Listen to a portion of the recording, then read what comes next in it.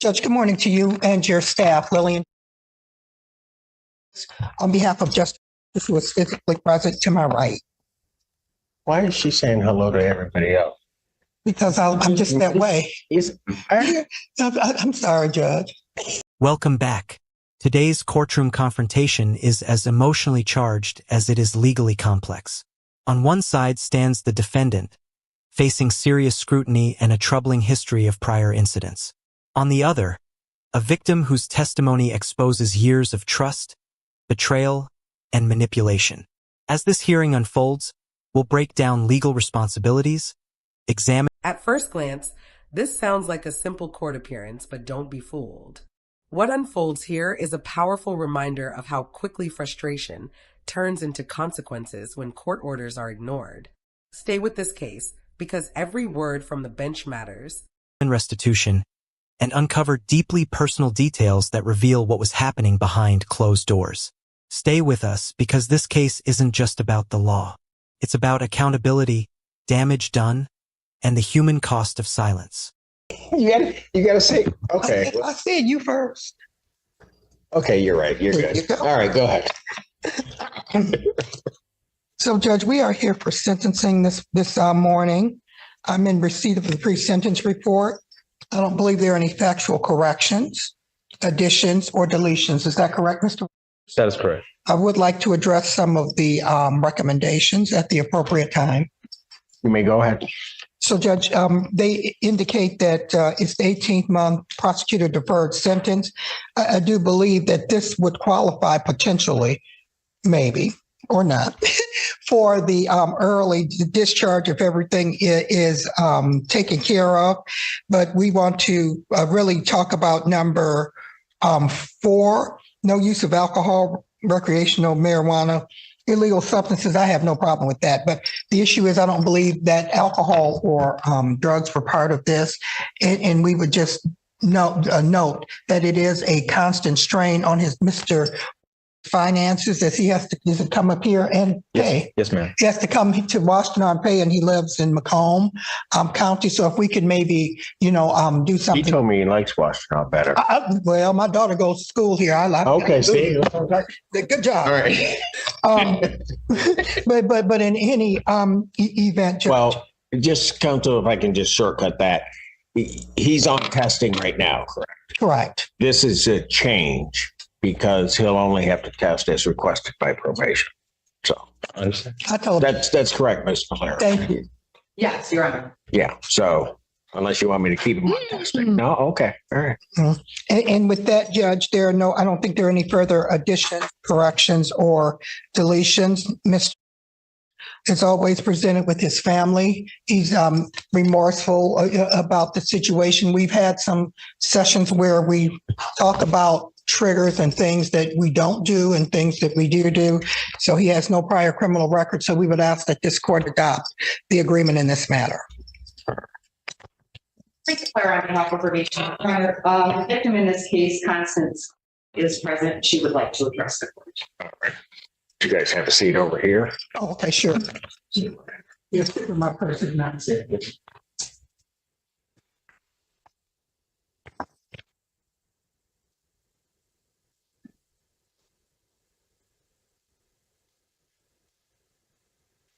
Good morning. Good morning. What's your name? Constance. All right. What would you like to tell me? Hang on one moment. Go ahead. I grew up in a place called Southfield Lathrop Village, which is a suburb of the suburbs. We had an in-ground pool in our backyard, about 10 feet deep. And as a toddler, I was told my twin brother leaped into the water. And at 2, I jumped in after him to save him. Of course, I didn't know how to swim yet, so we both sank. This story has a happy ending. I'm alive.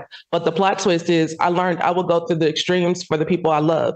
My twin, whose eyes glow neon yellow because he has sickle cells. And as a child for years, he was in and out of hospitals. We were told he wouldn't make it. And all I could remember is how sad he would get when visiting hours were over and how bad I felt for being the healthy one. It was so many days I wish I could take his pain just to give him a break. I would endure it. My mother raised us on unity and to look out for each other always. I usually don't talk about myself, so these are stories that people don't get to know about me. I met Justin around the time that my older sister died. I never told you that. I didn't realize how vulnerable I was, but I really wasn't looking for friendship. In fact, I used to spin him. I wasn't interested in anything, but then the love bombing started. And the things Justin did to secure our friendship was legendary. Do you know you were the first person to take me to Campus Marshes, the Q Line, MoCat, the Gospel Cafe, Riverwalk. You were super pressed to be around me. And eventually we formed a genuine friendship through hours, days, months, years. He called me, he checked on me every day. The first years was solid. Weird stuff started happening. People talked about him, and the whispers turned to some mumbles and then screams. The vicious rumors were definite. I had been blindly defending Justin because if he said he didn't do it, right? Why would he lie? In the 3-ish years, I discovered that Justin is a synonym for habitual and pathological liar. We had a blowout, a typical friend spat. I stopped talking to him. I couldn't believe he had me losing friends and defending him at Asia's expense. He dogged her out and was cruel to her because he didn't want the world to know he loved and was involved with the overweight, smelly girl from a different religion. This was the first time I seen a chip in the PK boy next door armor, and I was stunned. Who lies about something so simple for years? Because of our relationship, I got a message telling me to go to the dorms to check on him. I never forget the one desk lamp, the cheap blue rug, or the hand-painted truck. When I went to Justin's room, the space was somber, the air was stale. He began to cry. I kept asking him, Justin was wrong. What's wrong, Justin? What's wrong? He sobbed into my neck. And suddenly I wasn't angry, disappointed, or hurt. I was confused, concerned, and afraid. I kept saying whatever was wrong, we could get through it. And everything was fine. He took a step back from me, rolled up his black hoodie sleeves, and blood was running down his arms. Horizontal lines like waves, he jumped in. And even though I never swam like this before, I was going in after him. I never knew anybody who self-harmed. It broke me in a unique way. I didn't know he was sharing trauma with me to justify future abusive behavior and condition me to refer to it. It was his get out of free jail card. Once he knew he had my heart, he started testing boundaries. It started with the thump, a gesture that you would do to test the ripeness of a watermelon. This was Justin with the haircut, not the one with the braids, the twists, the plaits, the curls that I did for free. Haircut Justin that emerged after months of horrendous torture that his Superman refused to save him from. It was times that monkey business got so barbaric that I would drive him in his car in circles around Ipsy just so he felt safe enough to sleep. I watched him harder. I loved him more. When you're the last man, you often feel beta. Every day I poured into him, hoping that he would love himself more than his inferiority. A thump to the forehead because he told me I had a smart ass mouth. And my reply is, I never heard that as a kid. That was his experience, not mine.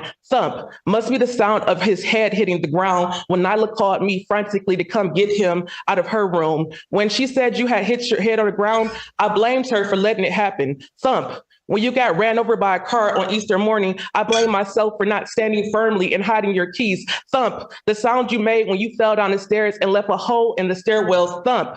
I never been sexual with Justin, but I pressed my lips to yours, breathed air into your lungs. How many times did I save your life? And how many times did you try to take mine? I was the best friend that waited in emergency rooms with you. I was the best friend that characters you assassinated to continue your lies. I was the muse. I can't believe you stole my work and still perform it like it's your own. When you blame me for your drinking problems, I told you start drinking at 13. You would sneak into your parents' liquor cabinet. I didn't know you at 13. For that, I got my face slashed. When you blame me for your sadness, I told you tried to hang yourself in high school. I didn't know you. And then I got my hair ripped out by the follicles. When I found out you were trying to do girl homework that you liked, I told you that you were better than that. And I was rewarded with a busted lip. The shift between love bombing and devaluation, all I wanted from Justin was good, wholesome friendship. It was through hanging out with him that I got to experience some epic outings, vacations, Lantern Fest, escape rooms, museums, fairs, Carnival. But boy, did they cost me. After he stonewalled me and we were playing chicken on the highway, I had enough. We met at Savannah Blues and came up with the terms of our not talking. He said that he would buy me out of our plane tickets and lodging, cover my medical bills, and I could get my stuff. I agreed to never talk to him or about him. After he cussed me out and belittled me for hours, I grabbed my purse and left the restaurant. Before I could even get to the freeway, He called me and apologized. He said he was going to work on himself and not to give up on him, that God was working on him. And the scary part is he got this God thing down packed. But if you believe and I believe, we both go to God. You repent, I forgive. Why are we here? One of us don't believe. We were supposed to be family, and I needed that. And I see how I got myself into this situation, because when you love someone, it's hard to stop loving them, even when they are the most beautiful, gifted angel. Y'all can hear everything he did to me, and y'all still love him, but I'm supposed to be made out of rock. I'm not the narcissist that can't fail. You can't keep a girlfriend because you don't like women. The white girls in high school didn't mess with you. Your prom date stood you up, and you hated me for loving you. You made a monster of my worries. I left you all those Bible verses tucked in your car, job, and room, because on the days I couldn't get to you, I wanted God to. I wanted the best for you. So I learned about Gilbert syndrome, IBS, Narcan, narcissism, imposter syndrome, stocks, podcast, Zelda, and David Goggins to grow with you. You learned me to hurt me. My mother died, and you request for an ankle bracelet to be off, but not the no contact. You have nothing to say to me because you never liked me. My mother died, and everyone was looking for my best friend who's been by my side for almost a decade. And I couldn't even speak on what was going on because I didn't want you harmed. I robbed myself of my family supporting me during one of my darkest times because I don't want you harmed. Justin, when you spat on me at my aunt's funeral, I got back in the car with you because if I got picked up from the side of the road with my lip busted and my clothes torn, you would have been harmed. I've done a lot to save you in multiple ways. What did you do for me? You sent people to my home. You dug a grave for me, and you fell in, and I still showed you mercy. On the day that was asked about felonies and expungement, I still didn't want ill for you because that's what you're supposed to do. You wanted ill for me. You wanted to see me in jail. This is what the therapy is for, because I can't seem to be a hateful person, no matter how bad you was to me, and you wasn't a good friend for me.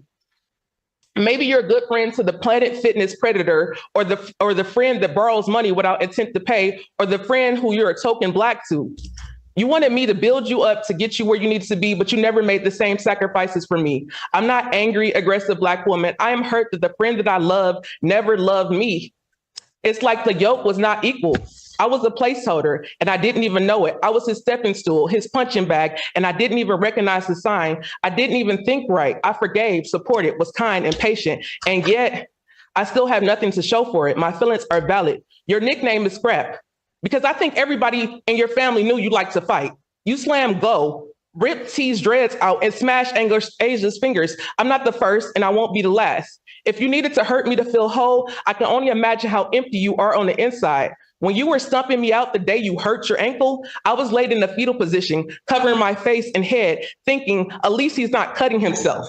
I could take the pain if it gives him a break. Not only did I have to protect you, but I got to protect myself. And some days I couldn't do both, so I picked you.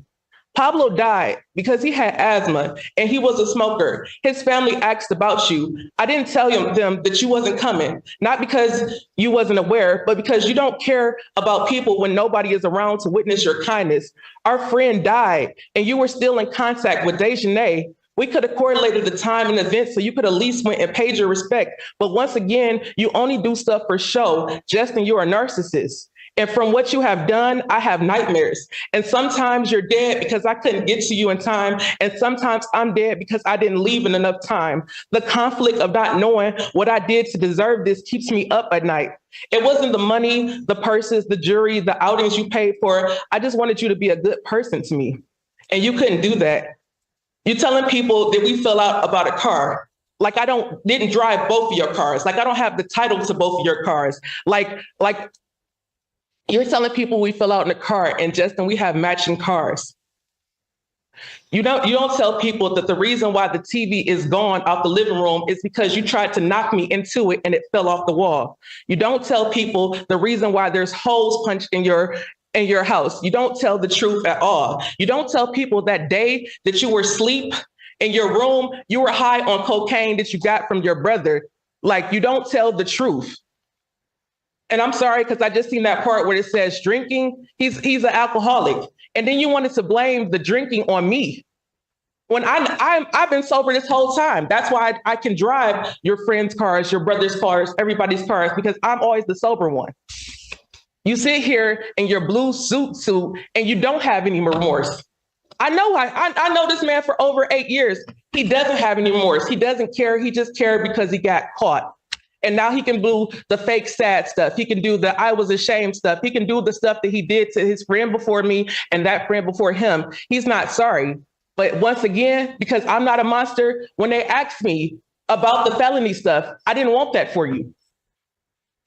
But you wanted this for me. You wanted to see me in jail. You wanted to see me hurt. But I'm like, in closing, Justin, strap on your blue suit. Because not only did it not start in Washington, it started in Sterling Heights. What did you do to me in Sterling Heights? What did you do to me in Bloomfield Hills? What did you do to me in Southfield? What did you do to me in these other cities? Remember that day that you were driving, when I was driving your car back from Ohio and you socked me and we almost swerved and flipped the car? Remember how your Chevy Trax mirror got broke? You just lie about everything. But that's all I have to say, because there's nothing left to be said. This is where the legal details matter most. The focus turns to restitution, damaged property, orthodontic treatment, and broken glasses. The court carefully explains that restitution isn't automatic. It must be supported by clear documentation. Receipts, estimates, and records are essential before any order can be made. Watch the back and forth between the prosecutor, defense counsel, and the victim's advocate. It may sound procedural, but the stakes are real. These decisions directly affect what the victim can recover. So let's ask you, should restitution cover emotional harm, or should courts limit it strictly to measurable financial losses? Share your thoughts below. He's not sorry. I'm just sorry that I cared enough about him to spare him.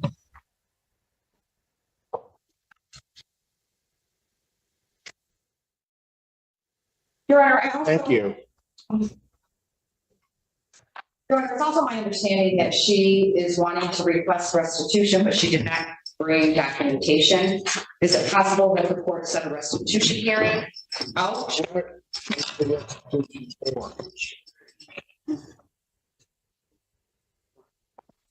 It is for the damaged door and glasses for the dentist work. We would request a hearing. Hold on. For the damaged door, Damaged door, for glasses, and damage to a tooth.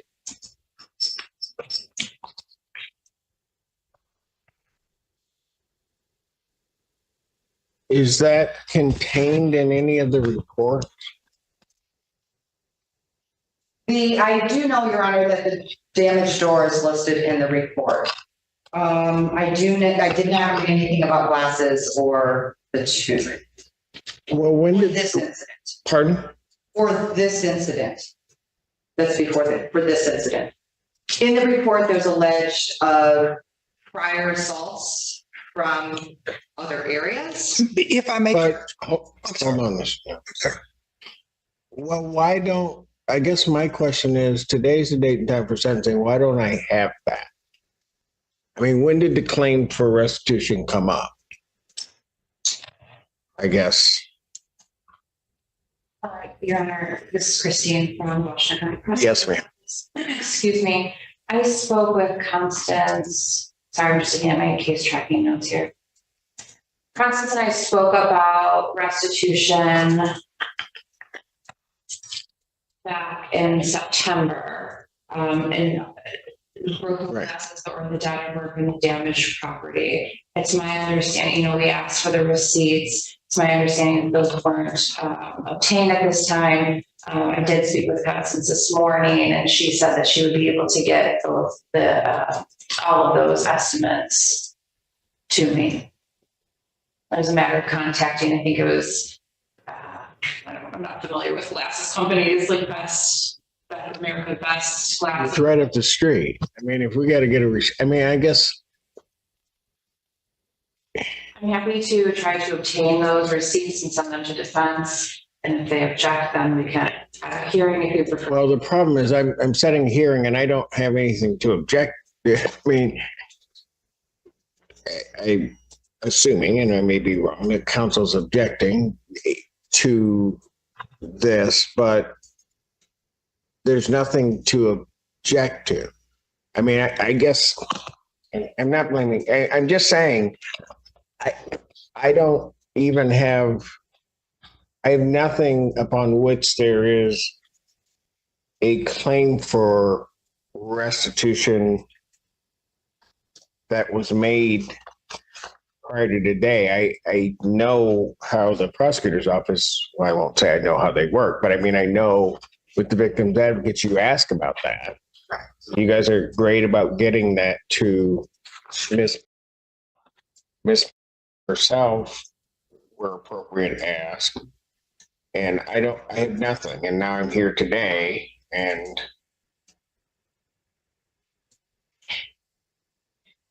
I'm hearing that there's a request for restitution. So when are we going to get these receipts? We hold restitution reserved for 30 days, 2 weeks, 14 days. All right.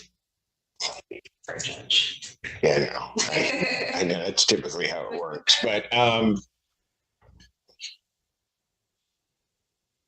is there going to be like a dentist bill? Is that My what? understanding there's an estimate for the orthodontic where the glasses have been fixed and replaced, so that will be an actual receipt. The orthodontic bill is an estimate, and I believe the door has also been handled. There's a receipt for that as well. This is her door? Correct. And the door, there's pictures of the broken door and damages to the door while contained within the police report. So, okay. I guess I'm a bit concerned only because I'm trying to figure out why I don't have any of the ones that are available now. I mean,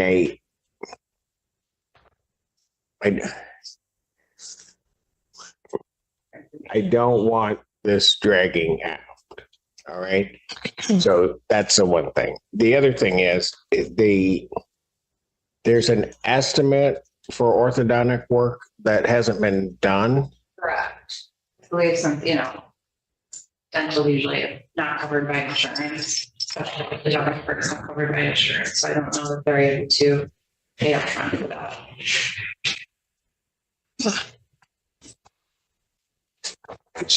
I appreciate your patience. What did you want to say? I don't know. I don't. So, Judge, there was a lot to unpack. We would just ask this court to adopt the sentence agreement, understanding that Mr. would contest a lot, but it's okay. We are here accepting responsibility for what he feels he is responsible for.